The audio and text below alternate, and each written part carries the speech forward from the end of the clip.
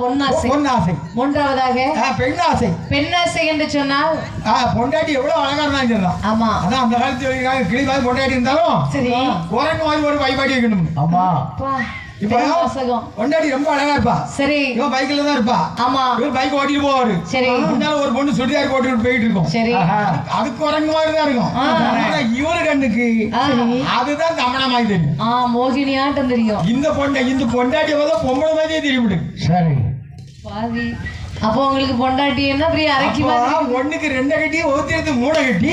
சரி, ஒரு பொண்டாட்டிக்காரனுக்கு உரியல சோறு, ரெண்டு பொண்டாட்டிக்காரன் நடையில நிற்பான். சரி, மூணு பொண்டாட்டிக்காரன் அவன் முத்தத்தில் நிற்பான். அதானே ஏன் அப்படி சொல்றாங்க? அதாவது ஒரு பொண்டாட்டின்னு சொன்னா நம்ம வீட்டுக்காரர் வேலைக்கு போயிருக்காரு. ஆமா, 11 மணி ஆனாலும் அந்த அம்மா பார்த்து எதிர்பார்த்துட்டே இருப்பாங்க, வந்துருவாரு. சரி, சாப்பாடை கொடுத்து தூங்க வச்சிருன்னு சொல்லி அந்த அம்மா எதிர்பார்த்துட்டு இருக்கும். ஆமா, அதான் உரியல சோற வச்சிருப்பாங்க. சரி, அப்ப ரெண்டு பொண்டாட்டிக்காரனுக்கு நடையில மாறும். அதே அப்படி காலையில எந்திரிச்சு இவர் சோறதுக்கு பேரு.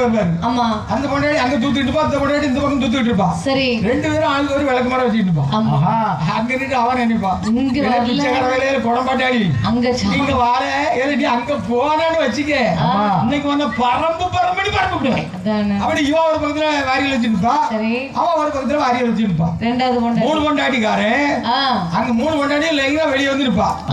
இவன் அந்த வீட்டுக்கு போவா, இல்ல இந்த வீட்டு போவையா, இல்ல அவ வீட்டு போவையா.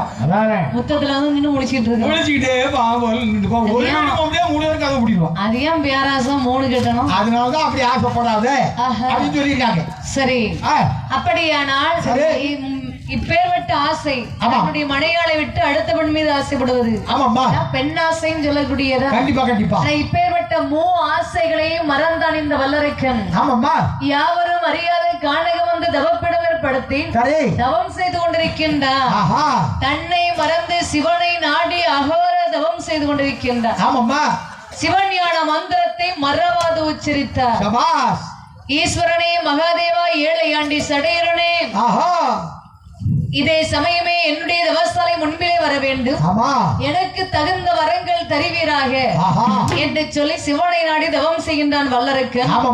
இவன் தவம் செய்கின்ற போது அறிந்தார் பரமக்கடவுள் நம்மை நாடி இவன் அருமை பெருமையாக தவம் செய்கின்றான். ஒரு வருஷம் 2 வருஷம் இல்ல, சரி 12 வருட காலம் தவம் இருந்துட்டு இருக்கான். இவனுடைய தவ பெருமை ஆண்டவருக்கு அற்புதமாக தெரிகிறது. அப்ப அவனுக்கு வரம் கொடுக்க வேண்டும் அல்லவா? சரி, வேலை செய்தவர்களுக்கு கூலி கொடுக்கணும். அவன் அற்புதமாக நம்ம இருக்கிற அவனுக்கு வரத்தை கொடுக்கணும். ஆமா, அப்படின்னா ஈஸ்வரன் நினைக்கிறான். நம்ம போக முடியுமா? முடியாது முடியாது. அப்படியானால் நமக்கு துணையாக இருக்கக்கூடிய நந்தியன் பெருமானை தான் அனுப்பணும். ஐயா நந்தி, நீங்கள் உடனடியாக சென்று ஆகவே கண்டறியாத கல்லை கொடைய வனத்தில் ஒரு அரக்கன் தவம் இருந்து கொண்டிருக்கிறார். அற்புதமாக அவனுடைய தவம் முற்றி அடைந்து விட்டது. அவனை சென்று நான் அழைத்ததாக சென்று அழைத்து வாருங்கள் ஐயா இதோ என்று சொன்ன உடனே நந்தி தேவர் அப்படியே புறப்பட்டு வருகிறார். இப்படியாகவே வரமுனுடைய வார்த்தையை தட்டாத நந்தி தேவரானவர் வல்லரக்கன் தவம் செய்யக்கூடிய இடமுறையாக வருகின்றார்கள். அப்பா பக்தனே, ஓம் சிவாய நமக, ஓம் நமச்சிவாய நமக, ஓம் நமச்சிவாய நமக, ஓம் சிவாய நமக. அப்பா பக்தனே, ஐயனே, பக்தனாகிய பிரம்மராட்சர ஐயா, கம்பம் விட்டு கீழே இறங்கி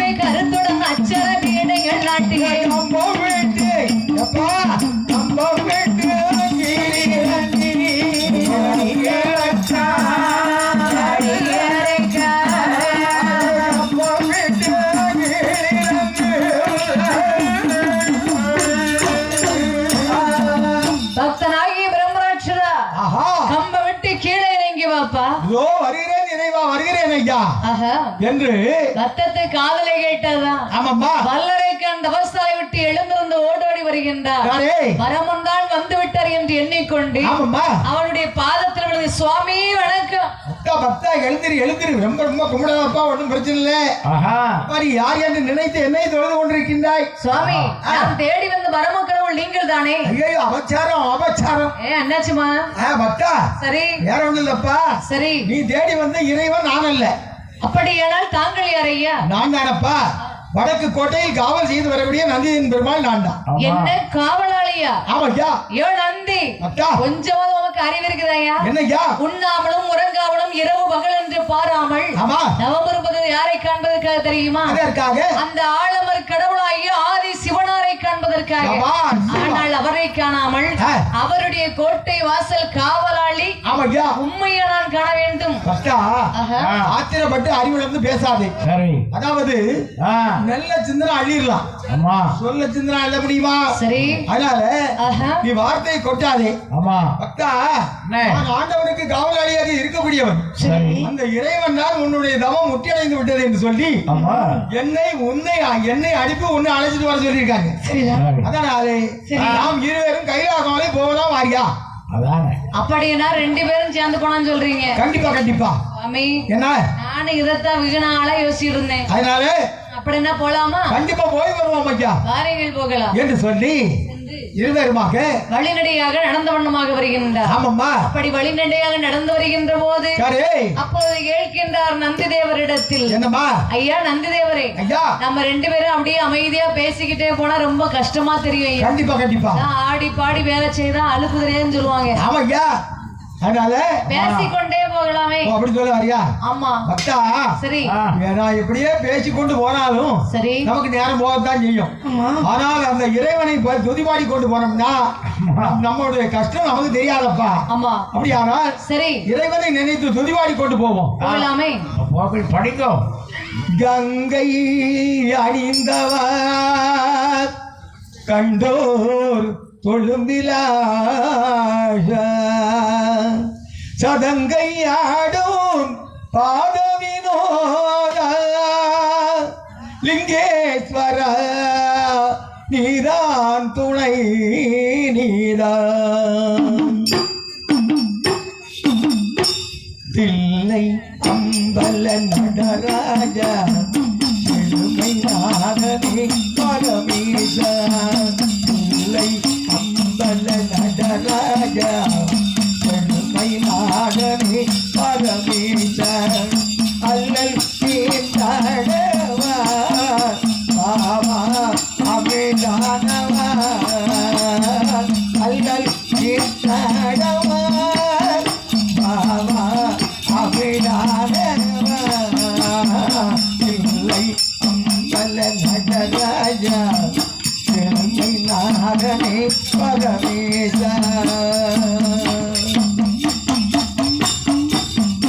எங்கும் இன்பம் விளங்கவே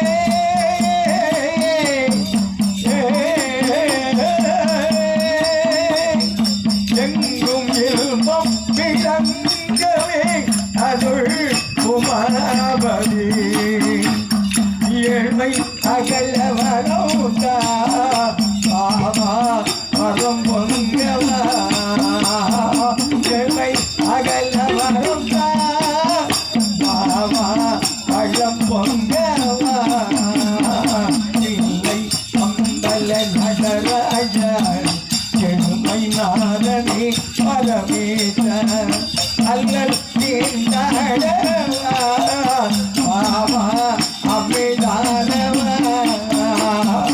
அல்லல் தீர்த்தடவா பாபா அமிதானவா இல்லை அம்பல